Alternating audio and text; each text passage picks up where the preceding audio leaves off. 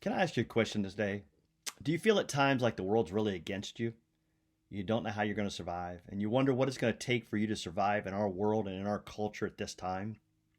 Well, I have a story I want to remind you of. Many of you will remember the story of Joseph, sold into slavery by his brothers, and yet rose to prominence in Egypt. And in fact, in the opening verses of chapter 39 of the book of Genesis, it says that he became a successful man.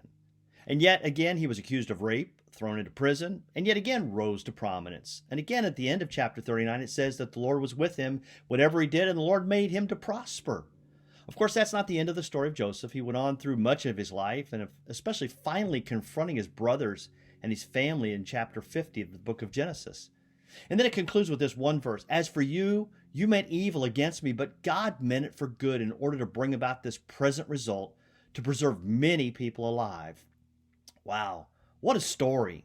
And I wonder what it comes down to, or maybe I'll ask it this way. What made Joseph, Joseph? Hebrews 11 said that Joseph is a man of faith. And I would add and say that his faith showed up in his character, and his character showed up in certain character qualities that we need to understand and incorporate into our lives. So what I want to do is I'm really excited over the next several weeks in our worship services. We're going to take a look at the life of Joseph and see what I've termed as the ultimate survivor. The one who's able to survive whatever God places in front of him and come out and still be considered a success and a man of faith.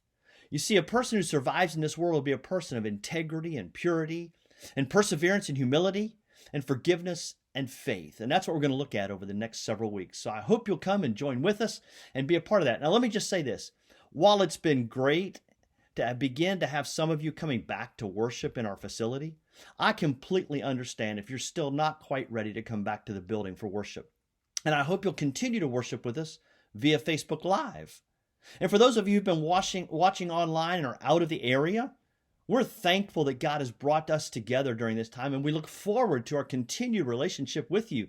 We want to count you as part of our family as you continue to worship with us online. So however you choose to worship at this time and however we stay connected during this time, come and join with us over these next several weeks. Join the conversation as we look at the life of Joseph and how that can teach us a lesson about how we ought to be living during these days.